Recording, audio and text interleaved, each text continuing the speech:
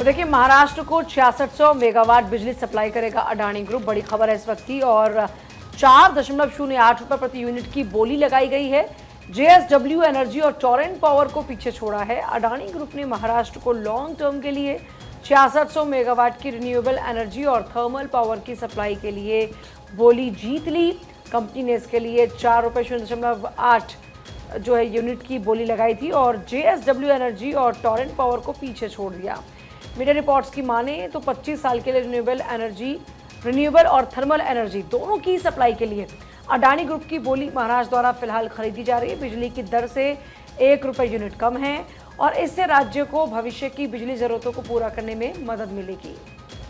चलिए खबरों में आगे बढ़ते हैं और अगली बड़ी खबर आपको बताते चलिए। देखिए, महिला क्रिकेट में इंग्लैंड ने इतिहास रचा है। व्हाइट बॉल फॉर्मेट में 600 मैच खेलने वाली महिला पहली बनी टीम और 600 व्हाइट बॉल क्रिकेट मैच खेलने वाली बनी पहली टीम। और भारतीय महिला टीम चौथे स्थान पर मौजूद है। दूसरे नंबर पर न्यूजीलैंड की टीम रही। तो ये बड़ी खबर आपको बता रहे हैं, बड़ी जानकारी आपको दे रहे हैं, जहां महिला क्रिकेट में इंग्लैंड ने इतिहास रचा है। व्हाइट बॉल फॉर्मेट में 600 मैच खेलने वाली बनी पहली टीम और 600 व्हाइट बॉल क्रिकेट मैच खेलने वाली पहली टीम बनी है। देखिए, भारतीय महिला टीम चौथे स्थान पर मौजूद और दूसरे नंबर पर न्यूजीलैंड की टीम रही। अब बात महंगाई की करेंगे और महंगाई इतनी ज़्यादा हो चुकी है कि लोग परेशान हो चुके हैं कि खाएं तो खाएं क्या। देखिए, लहसुन की बात करें तो 500, तो वहीं हरी मिर्ची ने भी शतक लगा दिया। दाम की बात की हम कर रहे हैं, लोगों की जेब जो है वो लगातार ढीली हो रही है। किलो की जगह लोग पाव भर खरीद रहे हैं। प्याज 60 रुपये किलो पहुंचा है। तो आप देखिए लगातार जो दाम है सब्जियों के, और हम बात टमाटर की करें, प्याज की करें, लहसुन की करें, ये तो हर सब्जी दाल या कुछ भी बनता है तो उसमें डलता ही है। अगर यही महंगा हो रहा है तो अब सवाल ये कि एक आम आदमी, एक गरीब आदमी क्या खाए, क्योंकि इतनी महंगाई हो रही है। लहसुन 500 रुपये, तो देखिए हरी मिर्ची के दाम भी शतक लगा रहे हैं और इसीलिए ये सवाल खड़ा हो रहा है कि भाई क्या करेगा आम इंसान। बिल्कुल, देखिए लगातार बारिश के चलते हिमाचल, उत्तराखंड, महाराष्ट्र और आंध्र प्रदेश से आने वाली आवक में कमी आई है और इसका असर जो है वो मंडियों में नजर आने लगा है। अगर बात देखिए हरा धनिया की करें तो अगस्त में इसका दाम जो था वो 200, लेकिन अब ये 400 पहुंच चुका है। प्याज के दाम मंडी में 70 और कॉलोनियों में 80 से 90 रुपए पहुंच चुके हैं। कई राज्यों में लगातार हो रही बारिश की वजह से प्रभावित हुई मंडियों में आपूर्ति और जानकारी ये भी दी गई है अखबारों में कि अब अक्टूबर में नई फसल आने से राहत मिलेगी। सब्जियों की थोक कारोबारी का कहना है कि तकरीबन 10 से 15 दिनों में मानसूनी सीजन खत्म होने की उम्मीद है और इसके बाद बारिश नहीं होगी। तो ऐसे में टमाटर, मटर, गोभी, लौकी, पेठा, ये जो तमाम हरी सब्जियां हैं, इनकी नई फसल अक्टूबर तक तैयार हो जाएगी और इसकी वजह से दामों के नीचे आने की उम्मीद है। आगे बढ़ते हैं खबरों में। पाकिस्तान को एडीबी की नसीहत, आपको बताएं भारत से सीखे। एडीबी की तरफ से ये नसीहत दी गई है। शिक्षा में सुधार को बैंक से मांगी थी आर्थिक मदद और उसके बाद ही ये सलाह दी गई है। दरअसल पाकिस्तान को भारतीय योजना अपनाने की सलाह दी गई है। एडीबी की तरफ से एडीबी ने पाकिस्तान को अपनी खराब शिक्षा प्रणाली को ठीक करने और नागरिकों को गुणवत्तापूर्ण प्रशिक्षण प्रदान करने के लिए भारत की योजना उल्लास को अपनाने की सलाह दी है। आपको ये बता दें कि ऋणदाता की ये सिफारिश पाकिस्तान द्वारा शिक्षा प्रणाली में सुधार करने और स्कूल न जाने वाले सभी बच्चों को शिक्षा प्रदान करने के लिए वित्तीय सहायता के अनुरोध के जवाब में आई है। गैर साक्षरों और औपचारिक स्कूली शिक्षा से चूक गए वयस्कों की मदद के लिए भारत सरकार द्वारा पिछले साल जुलाई में understanding of life long learning for all in society यानी उल्लास की शुरुआत की गई थी। ऋणदाता के अनुसार एडीबी की सिफारिश है कि सरकार एक रणनीतिक और बहुहितधारक परामर्शी दृष्टिकोण अपनाएं जो भारत सरकार की नई केंद्र प्रायोजित योजना उल्लास जैसी सर्वोत्तम अंतर्राष्ट्रीय प्रथाओं को अपनाएं। एडीबी ने इस बात पर जोर दिया कि उल्लास योजना गुणवत्तापूर्ण शिक्षा तक पहुंच बढ़ाने के लिए संघीय और प्रांतीय दोनों सरकारों को तत्काल सहयोग करने की जरूरत पर जोर देती है। भारतीय योजना का उद्देश्य न केवल मूलभूत साक्षरता प्रदान करना बल्कि 21वीं सदी के नागरिकों के लिए जरूरी घटकों जैसे वित्तीय साक्षरता भी इसमें शामिल करना है। और चलिए आगे बढ़ते हैं। टूटे हाथ से आसमान चीर दिया। फाइनल से पहले भयंकर दर्द में थे नीरज चोपड़ा, फिर भी चैंपियन की तरह खेले। फाइनल से पहले चोटिल हो गए थे नीरज चोपड़ा। डायमंड लीग में दूसरे स्थान पर रही नीरज चोपड़ा। नीरज के लिए था इस साल का ये आखिरी प्रतियोगिता जिसमें उनको नंबर 1 पर आने का सपना था एक बार फिर से। हालांकि पिछली बार वो नंबर 1 पर थे, लेकिन इस बार वो नंबर 2 पर रहे उनके हाथ में दर्द था, लेकिन उस दर्द को उन्होंने किनारे किया और आखिरकार अपना बेस्ट परफॉर्मेंस देने की कोशिश उनकी रही, जिसमें वो काफ़ी हद तक कामयाब भी रहे। देखिए, अखबारों में भी इसका जिक्र है इस खबर का। 2 खिताब इस सत्र में नीरज ने एक अंतर्राष्ट्रीय और एक घरेलू टूर्नामेंट में जीते। 89.94 मीटर नीरज का सर्वश्रेष्ठ प्रदर्शन जो 2022 में स्कॉट होम डायमंड लीग में बनाया था। 89.49 मीटर इस सत्र का सर्वश्रेष्ठ प्रदर्शन है जो लुसाने डायमंड लीग में पिछले माह आया। अब देखिए, नीरज चोपड़ा की तरफ से एक स्टेटमेंट दिया गया है। 2024 सत्र समाप्त हो गया है तो मैं साल भर में सीखी गई सभी चीजों को देखता हूं, जिसमें सुधार, असफलताएं, मानसिकता और कुछ बहुत चीजें इसमें शामिल हैं। मैं आप सभी को आपके प्रोत्साहन के लिए धन्यवाद देना चाहता हूं। 2024 ने मुझे एक बेहतर एथलीट और इंसान बनाया। 2025 में मिलते हैं, और ये नीरज चोपड़ा की तरफ से कहा गया है। बढ़ते हैं आगे। आयरलैंड महिला क्रिकेट टीम ने रचा इतिहास। T20 में इंग्लैंड को पहली बार चटाई धूल। आयरलैंड ने इंग्लैंड को 5 विकेट से हराया और T20I में पहली बार इंग्लैंड को हराया है। 2 मैच की सीरीज में 1-1 से के बराबर किया है। तो देखिए, अखबारों में भी इसका जिक्र किया गया है। वैसे बड़ी खबर आपको बता रहे, जहां आयरलैंड महिला क्रिकेट टीम ने इतिहास रचा है और अखबारों में भी ये जानकारी दी गई है कि T20 में इंग्लैंड को पहली बार चटाई है धूल और आयरलैंड ने इंग्लैंड को 5 विकेट से मात दी। पॉलिटिक्स के लिए फिल्में छोड़ रहे हैं विजय। थलापति 69 होगी एक्टर की आखिरी फिल्म। आपको बता दें कि अक्टूबर 2025 में रिलीज होगी ये फिल्म। 2026 में विधानसभा चुनाव वो लड़ेंगे। तमिल सुपरस्टार थलापति विजय अब अपने पॉलिटिकल करियर पर फोकस करने के लिए फिल्मी करियर छोड़ने की तैयारी कर रहे हैं। और इसी बीच शनिवार शाम KVN प्रोडक्शंस ने एक्टर की आखिरी फिल्म विजय 69 से जुड़ी डिटेल्स भी शेयर की हैं। आपको ये बता दें कि ये कहा जा रहा है कि इस फिल्म में भी विजय लोकतंत्र की लड़ाई करते हुए नजर आएंगे। तो जो लड़ाई उसको लड़ते हुए नजर आएंगे और अब वो पॉलिटिकल करियर पर फोकस करना चाहते हैं, इसीलिए अब वो फिल्म में आगे नहीं करेंगे। खबरों में आगे बढ़ते हैं, कुछ और खबरों की बात करेंगे। दरअसल एशियन चैंपियनशिप ट्रॉफी की बात करेंगे। खिताब से 2 कदम दूर है भारतीय हॉकी टीम। सेमीफाइनल में भारत का साउथ कोरिया से सामना। भारतीय टीम ने अब तक जीते हैं सभी मुकाबले। भारत ने साउथ कोरिया को 3-1 से हराया था और अब आप चूंकि जिस तरह की कोशिश है भारतीय टीम की, हालांकि आपको ये बता दें कि अब टीम अपने खिताब से मात्र 2 कदम की दूरी पर रह गई है। इससे पहले भी आपने देखा कि सेमीफाइनल की अगर हम बात करें तो अब जो सामना होगा वो साउथ कोरिया से होगा। भारतीय टीम ने अभी तक सभी मुकाबले जीते, अभी तक बहुत ही शानदार प्रदर्शन रहा है। आपको ये बता दें कि पेरिस ओलंपिक की कांस्य पदक विजेता भारतीय हॉकी टीम एशियाई चैंपियंस ट्रॉफी के सेमीफाइनल मुकाबले में जब दक्षिण कोरिया के विरुद्ध उतरेगी तो वो जीत की प्रबल दावेदार होगी। गत चैंपियन भारत ने टूर्नामेंट में अभी तक एक भी मुकाबला नहीं गंवाया है और 5 में से 5 जीत दर्ज की है टीम ने। खिलाड़ियों ने हर विभाग में बेहतर खेल दिखाया, फिर चाहे अग्रिम पंक्ति हो या मिडफील्ड हो या फिर रक्षण। लीग चरण में भारत के लिए स्ट्राइकरों का प्रदर्शन अद्भुत रहा है।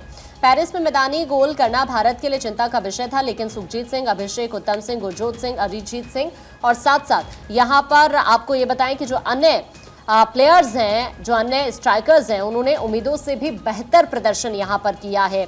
युवा मिडफील्डर राजकुमार पाल ने भी कुछ अच्छे मैदानी गोल दागे। इसके अलावा अनुभवी मनप्रीत सिंह ने भी शानदार प्रदर्शन यहां पर किया। भारत का डिफेंस भी दमदार रहा है, जिसने केवल 4 गोल गंवाए हैं। इस तरह का प्रदर्शन फिलहाल भारतीय टीम का रहा है अभी तक। सेमीफाइनल की अगर हम सिचुएशन को समझें तो उम्मीद यही है कि आज भी बहुत आसानी से जिस तरह का प्रदर्शन अभी तक हमारे प्लेयर्स का रहा है वो आज भी सेमीफाइनल में इसी तरह से दिखाई देगा। कोरियाई चुनौती के लिए पूरी तरह से टीम तैयार नजर आ रही है।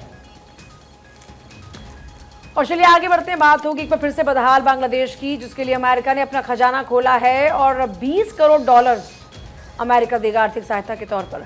अमेरिकी डेलीगेशन से मुलाकात के बाद ये फैसला लिया गया, इसका इस्तेमाल सुशासन के लिए किया जाएगा, ये भी सुनिश्चित किया जाए। तो बांग्लादेश में जो इस वक्त आर्थिक हालात हैं उसके मद्देनज़र अमेरिका ने अपना आर्थिक खजाना खोल दिया है, मदद का हाथ आगे बढ़ाया है। और यहाँ पर बदहाल बांग्लादेश के लिए अमेरिका ने खजाना खोलते हुए एक रकम, जो रकम है वो $20 करोड़ की है, $20 करोड़ देने का फैसला लिया है। और इसका जो इस्तेमाल होगा वो बांग्लादेश में सुशासन के लिए किया जाएगा, ये भी स्पष्ट तौर पर कहा गया है। बढ़ते आगे, लंगर ट्रेन ऑफ इंडिया भोजन ले जाने की जरूरत नहीं। 2081 किलोमीटर के सफर में मिलता है प्रसाद। अमृतसर नांदेड़ सचखंड एक्सप्रेस में मिलता है फ्री खाना।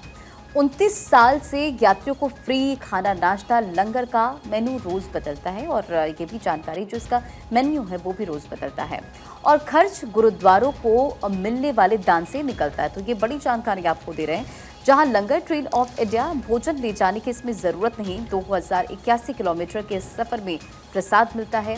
अमृतसर नांदेड़ सचखंड एक्सप्रेस में मिलता है फ्री खाना और 29 साल से यात्रियों को फ्री खाना नाश्ता इसमें दिया जाता है और इसका जो मेन्यू है वो भी रोज बदलता है। खर्च जो है वो गुरुद्वारे को मिलने वाले दान से इसका निकलता है। तो देखिए, इस खबर का जिक्र दैनिक भास्कर में भी किया गया है। फ्रंट पेज पर खबर को जगह दी गई है। लिखा गया है कि लंगर ट्रेन ऑफ इंडिया भोजन ले जाने की जरूरत नहीं है। 2081 किलोमीटर के सफर में प्रसादा मिलता है और इसकी पहले से तैयारी कर ली जाती है।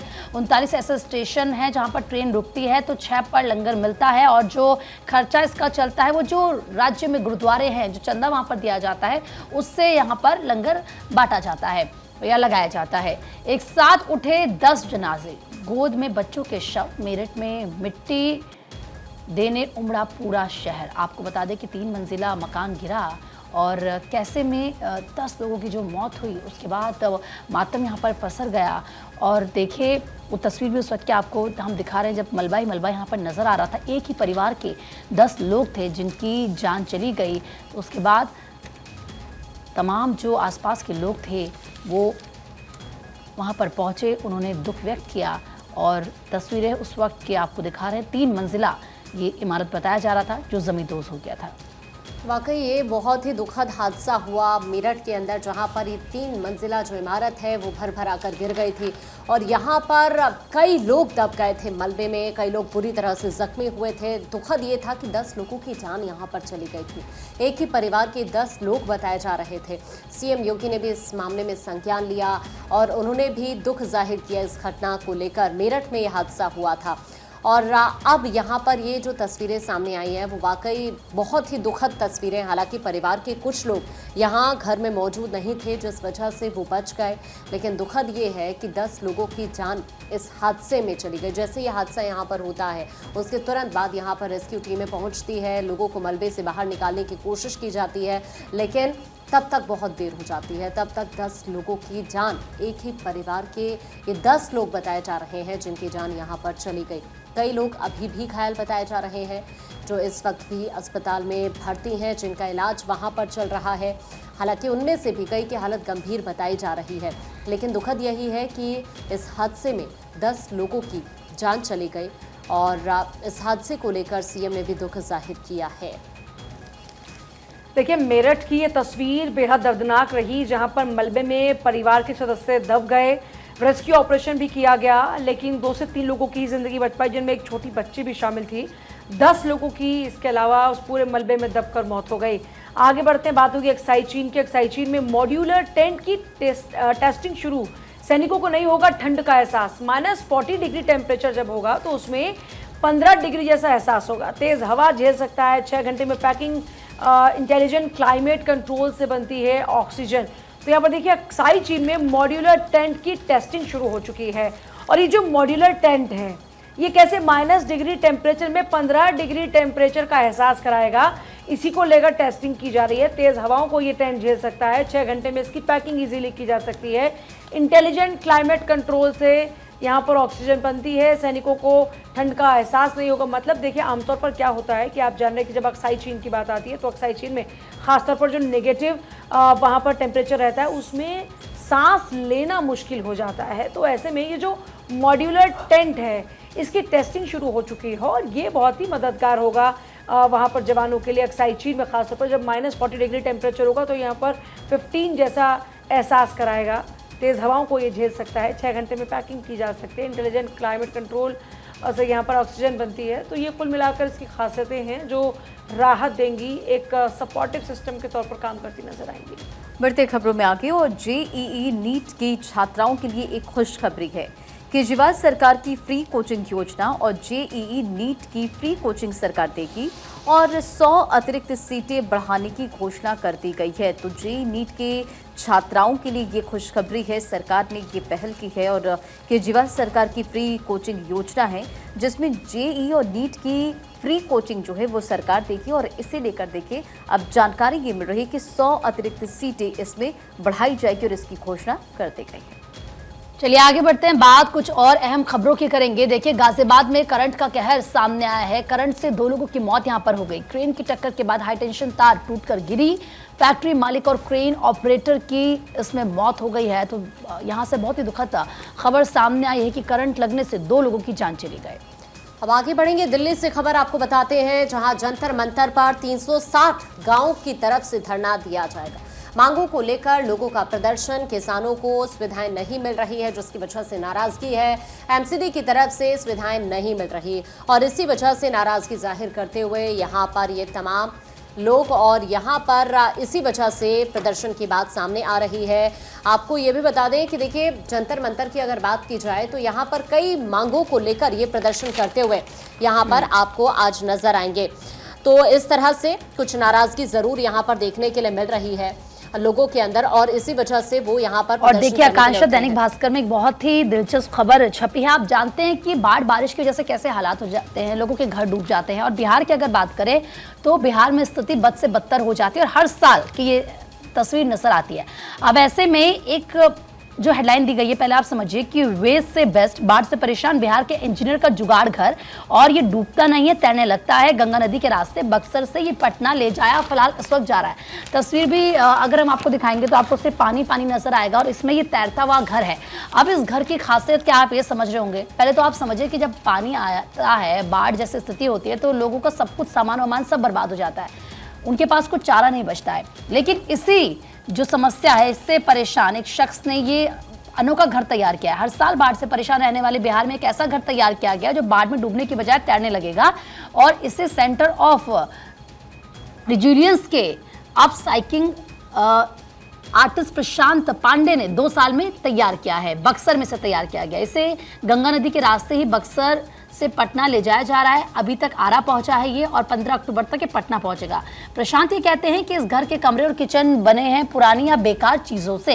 अब वो ये भी कह रहे हैं कि ऐसी भी योजना है कि अगर सरकार मदद करेगी तो हम ऐसे बहुत सारे गांव बसा सकते हैं जो लोग परेशान हो जाते हैं बाढ़ बारिश में, उनको परेशानी नहीं होगी। बाढ़ग्रस्त इलाकों के गाँव में तैरने वाले घर बनाए जा सकते हैं। वो ये भी कहते हैं कि घर स्लाइडिंग चेन से बंधे होंगे, बाढ़ आने पर 10 फीट तक ऊपर ये उठ जाएंगे। प्रशांत बाढ़ग्रस्त क्षेत्र में ऐसे घर, स्कूल, सामुदायिक भवन बनाकर गांव बसाने के प्रोजेक्ट पर काम कर रहे हैं। सोचिए ये कितनी बड़ी पहल ये कर रहे हैं। आत्मनिर्भर घर ये है, गर्मी में ठंडा रहता है, सर्दी में गर्म रहता है और घास फूस बांस से ये घर बना है। 22 देशों के वॉलंटियर्स ने मिट्टी, घास फूस, सुर्की, चूना, बांस और बेकार चीजों से इस घर को बनाया है। सर्दी में जैसे मैंने कहा कि ये गर्म रहेगा और गर्मी में ये ठंडा रहेगा। खुद के लिए सौर, पवन ऊर्जा, भोजन और स्वच्छ पानी का इंतजाम भी कर सकता है। लोटेक यानी कि कम से कम लागत में देसी तकनीक से ये बना है ताकि लोग खुद अपना घर बना सकें, क्योंकि एक बार बता दिया जाएगा लोगों को ये टेक्निक क्या है तो वो भी इससे अपना घर बना सकेंगे।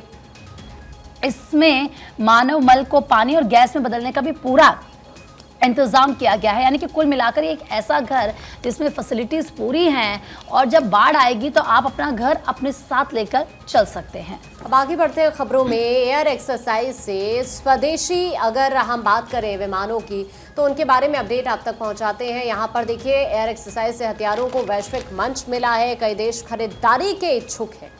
भारत रक्षा पार्ट्स अमेरिका को बेच रहा है, 50% हिस्सा अमेरिका को बेच रहा है। अब अफ्रीका पर भी नजर है, मिस्र भी तेजस खरीदेगा। तो इस तरह से आपको ये बताएं कि एयर एक्सरसाइज से किस तरह से हथियारों को वैश्विक मंच मिल रहा है, किस तरह से जो हथियार हैं उनके अन्य देशों में भी अगर देखा जाए तो सप्लाई हो रही है, किस तरह से जो अब ये हिस्सा है वो बढ़ रहा है अन्य देशों में भी, ये बताता है ये आंकड़ा। और देखिए जीएसटी चोरी 1 साल में 2 गुनी हो गई है, 2 लाख करोड़ से ऊपर निकली। ऑनलाइन गेमिंग में सबसे ज्यादा मामले सामने आते हैं, जीएसटी चोरी के मामले सामने आते हैं और आंकड़ा ये कहता है कि जीएसटी चोरी एक साल में 2 गुनी हो गई, यानी डबल हो गई। ऑनलाइन गेमिंग में सबसे ज्यादा जीएसटी की चोरी होती है, ये फैक्ट्स हैं। 2 लाख करोड़ से ऊपर की चोरी निकली एक साल में जीएसटी की। तो देखिए, जीएसटी खुफिया महानिदेशालय की रिपोर्ट में कहा गया कि केंद्रीय अप्रत्यक्ष कर और सीमा शुल्क बोर्ड की जीएसटी खुफिया इकाई ने 118 घरेलू ऑनलाइन गेमिंग कंपनियों और संस्थानों के खिलाफ कार्रवाई शुरू की है और इनमें से 34 करदाताओं को 1 लाख करोड़ से अधिक की कर राशि के संबंध में नोटिस जारी किए गए हैं और ये गेमिंग कंपनियां 28% की जीएसटी का भुगतान नहीं कर रही थी। बढ़ते आगे और अगली बड़ी खबर, जहां सबसे बड़ी अर्थव्यवस्था में रेट कट का होगा फैसला। अमेरिका में हो सकती है ब्याज दरों में कटौती, शेयर बाजारों में तेजी के आसार हैं, वैल्यूएशन 2007 की तरह ज्यादा है। तो ये बड़ी जानकारी आपको दे रहे, जहां सबसे बड़ी अर्थव्यवस्था में रेट कट का होगा फैसला और अमेरिका में हो सकती है ब्याज दरों में कटौती। अब बात राजनीति की करेंगे। राहुल के स्टेटमेंट पर नहीं थम रहा है विवाद। उपराष्ट्रपति जगदीप धनखड़ ने साधा राहुल गांधी पर निशाना। आरक्षण खत्म करने की बात संविधान विरोधी है। अमेरिका में राहुल गांधी ने स्टेटमेंट दिया था, जिसके बाद उपराष्ट्रपति का भी रिएक्शन इसमें सामने आया। आगे बढ़ते हैं। अंतर्राष्ट्रीय वैश्य सम्मेलन में शामिल हुए लोकसभा स्पीकर समाज को जातियों का आधार पर नहीं मानना चाहिए। आपको ये बताएं कि जातियों के आधार पर टिकट नहीं मांगना चाहिए, ये बिरला कह रहे हैं। कार्य, संस्कृति और समर्पण वैश्य समाज की पहचान है, ये बिरला की तरफ से इस सम्मेलन में कहा गया है।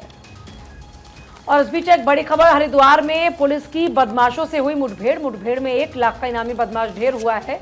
डकैती में वांटेड बदमाश मुठभेड़ में मारा गया। 5 करोड़ रुपए की डकैती में ये शामिल था बदमाश जो कि मारा गया।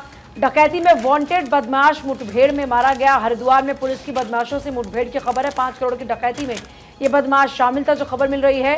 हरिद्वार में पुलिस की बदमाशों से मुठभेड़ हुई, जिसमें यह ढेर हुआ। मुठभेड़ में 1 लाख का इनामी बदमाश ढेर हुआ। हरिद्वार में पुलिस की बदमाशों से मुठभेड़, डकैती में वांटेड बदमाश। 5 करोड़ की डकैती में ये बदमाश शामिल था, जो कि मुठभेड़ के दौरान में ढेर हुआ है। हरिद्वार में पुलिस की बदमाशों से मुठभेड़, हरिद्वार में बदमाश के साथ मुठभेड़, 1 लाख का इनामी बदमाश इसी दौरान में ढेर हुआ। डकैती में वांटेड बदमाश मुठभेड़ में मारा गया।